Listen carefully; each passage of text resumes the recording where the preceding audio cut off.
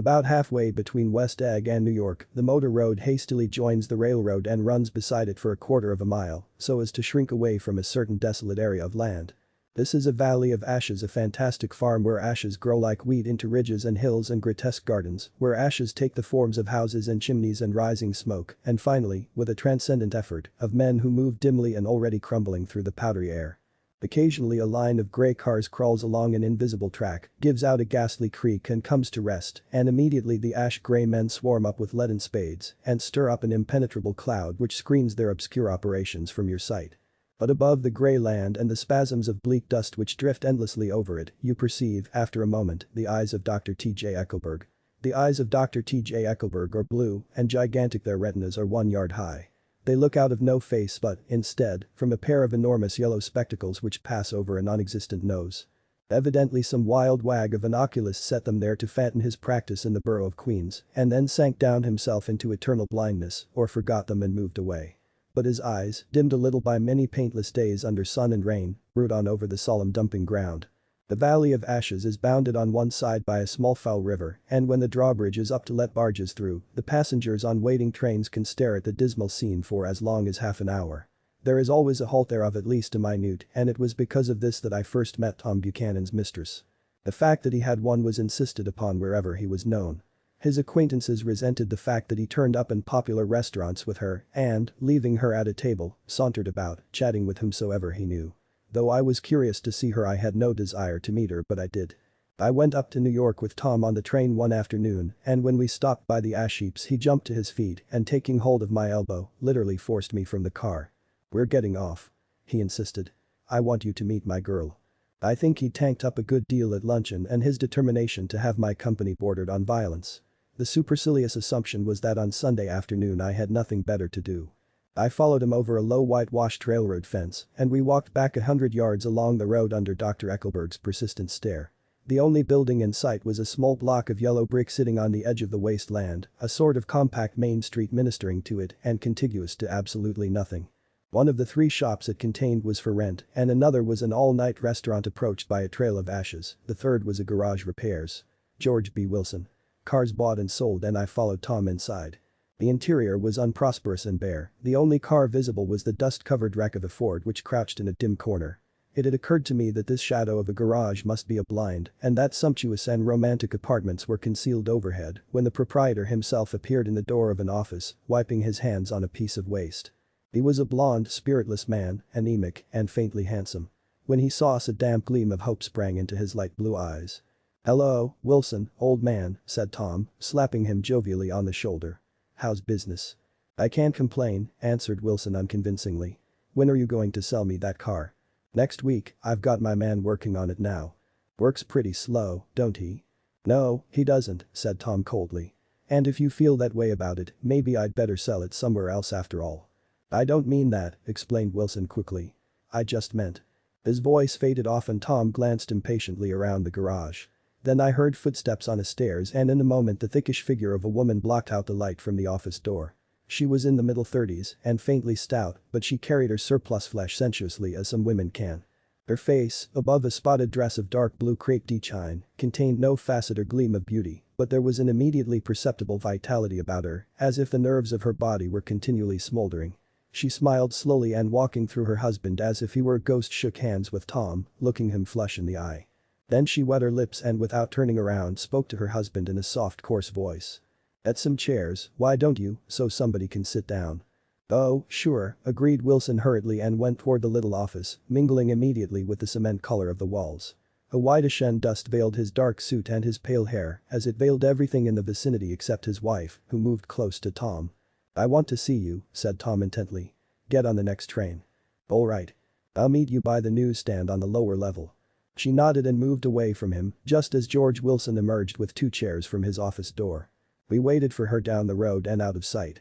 It was a few days before the 4th of July, and a gray, scrawny Italian child was setting torpedoes in a row along the railroad track. "Terrible place, isn't it?" said Tom, exchanging a frown with Dr. Eckelberg. "Awful. It does her good to get away." "Doesn't her husband object?" "Wilson. He thinks she goes to see her sister in New York. He's so dumb he doesn't know he's alive." So Tom Buchanan and his girl and I went up together to New York, or not quite together, for Mrs. Wilson sat discreetly in another car. Tom deferred that much to the sensibilities of those East Eggers who might be on the train. She had changed her dress to a brown figured muslin, which stretched tight over her rather wide hips as Tom helped her to the platform in New York. At the newsstand she bought a copy of Town Tattle and a moving picture magazine and, in the station drugstore, some cold cream and a small flask of perfume. Upstairs, in the solemn echoing drive, she let 4 taxi cabs drive away before she selected a new one, lavender-colored with grey upholstery, and in this we slid out from the mass of the station into the glowing sunshine. But immediately she turned sharply from the window and leaning forward tapped on the front glass. "I want to get one of those dogs," she said earnestly. "I want to get one for the apartment. They're nice to have a dog."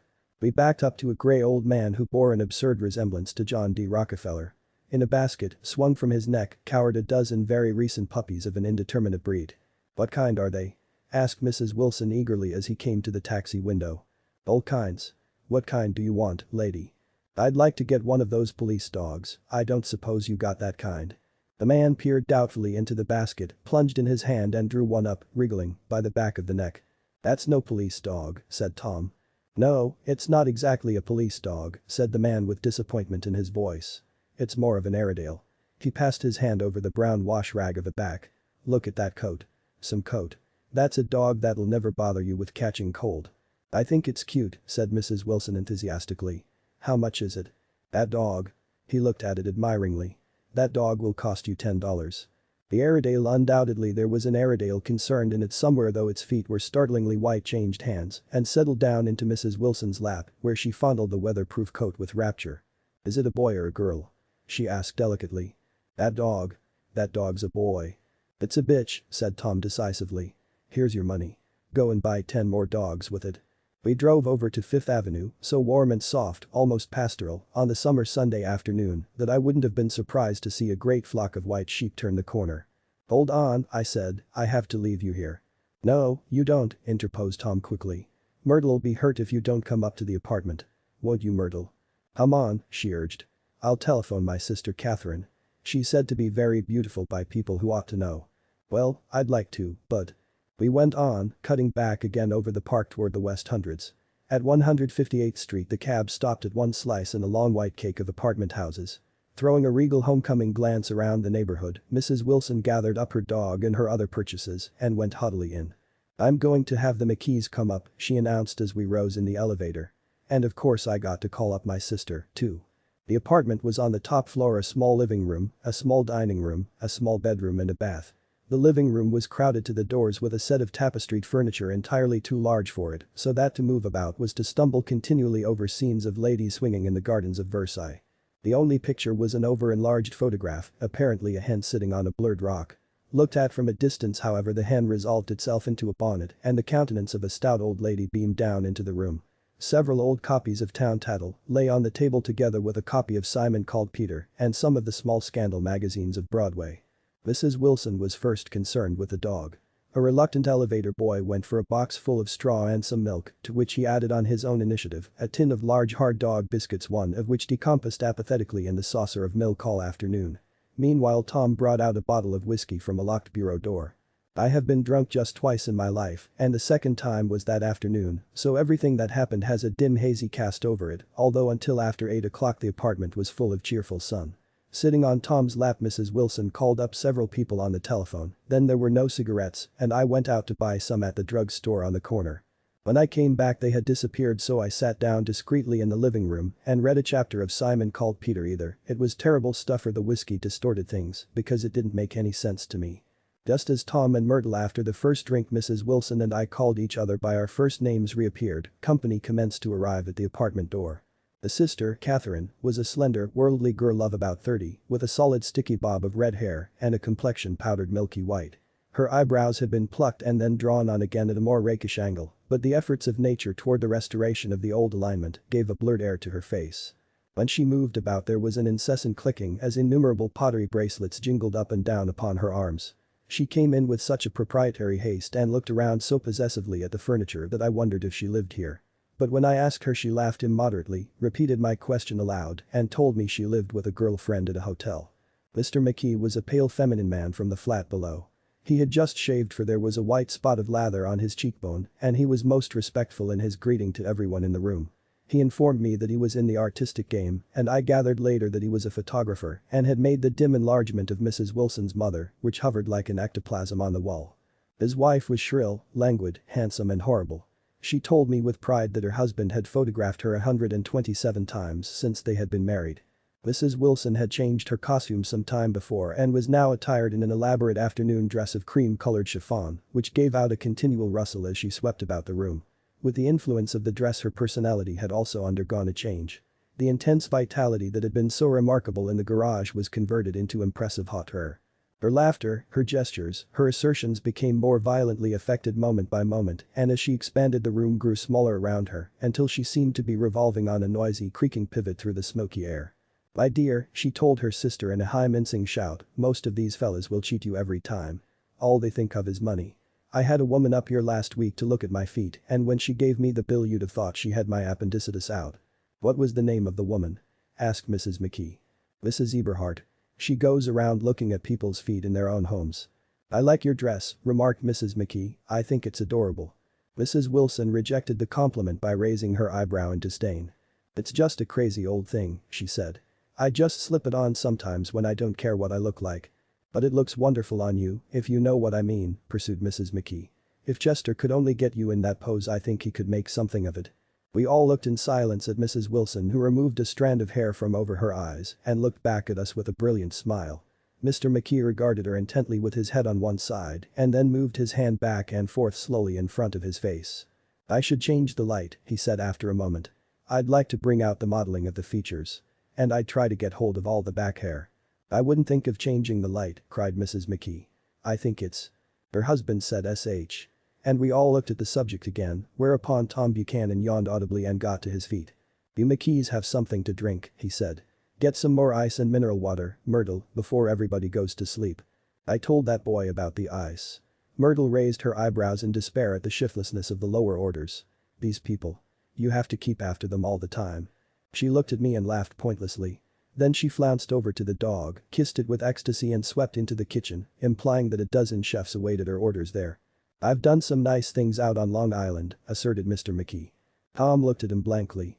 "Two of them we have framed downstairs." "Do what?" demanded Tom. "Do studies. One of them I call Montauk Point the Gulls and the other I call Montauk Point the Sea." The sister Catherine sat down beside me on the couch.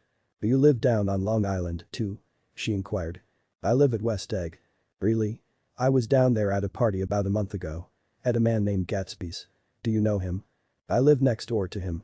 "Well, they say he's a nephew or a cousin of Kaiser Wilhelm's. That's where all his money comes from." "Really?" She nodded. "I'm scared of him. I'd hate to have him get anything on me." This absorbing information about my neighbor was interrupted by Mrs. McKee's pointing suddenly at Catherine. "Chester, I think you could do something with her," she broke out, but Mr. McKee only nodded in a bored way and turned his attention to Tom. "I'd like to do more work on Long Island if I could get the entry. All I ask is that they should give me a start." "Ask Myrtle," said Tom, breaking into a short shout of laughter as Mrs. Wilson entered with a tray. "She'll give you a letter of introduction, won't you, Myrtle?" "The what?" she asked, startled. "You'll give McKee a letter of introduction to your husband so he can do some studies of him." His lips moved silently for a moment as he invented. "George B. Wilson at the gasoline pump or something like that." Catherine leaned close to me and whispered in my ear. "Neither of them can stand the person they're married to." "Can't they?" "Can't stand them." She looked at Myrtle and then at Tom. "What I say is, why go on living with them if they can't stand them? If I was them I'd get a divorce and get married to each other right away." "Doesn't she like Wilson either?"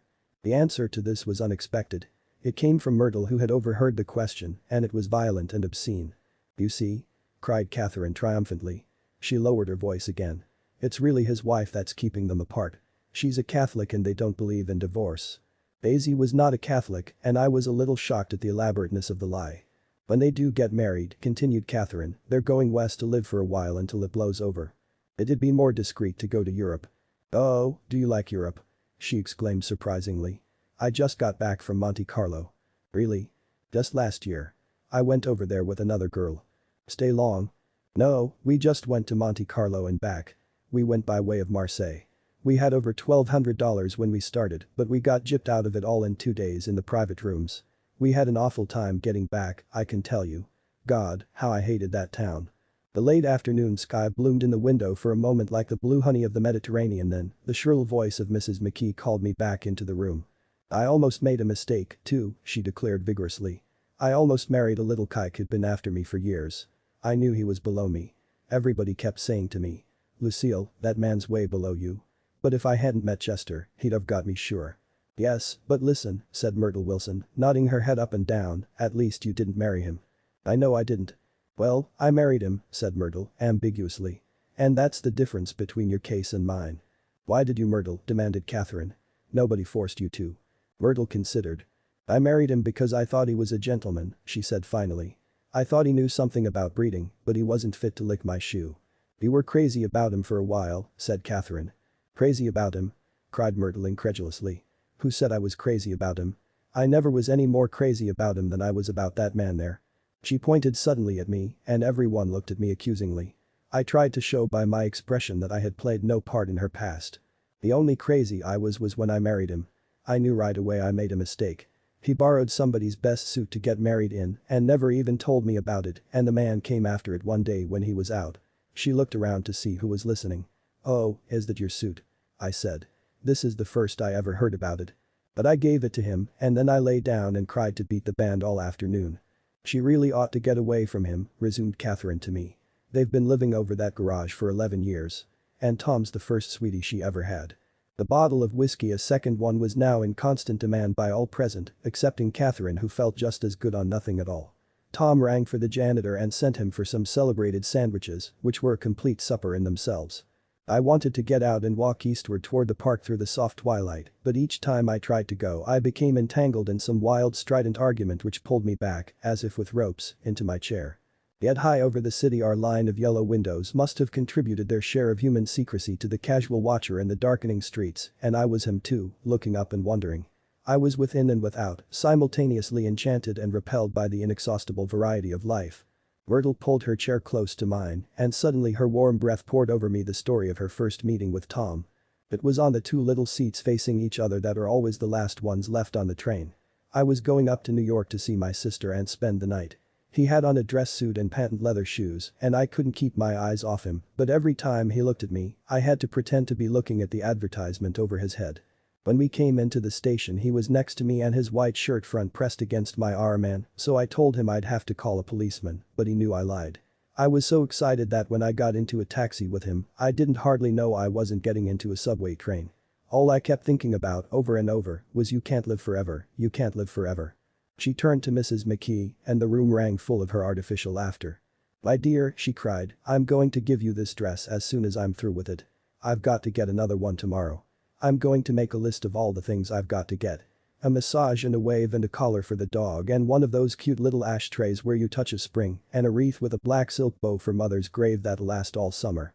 I got to write down a list so I won't forget all the things I got to do. It was 9 o'clock. Almost immediately afterward I looked at my watch and found it was 10.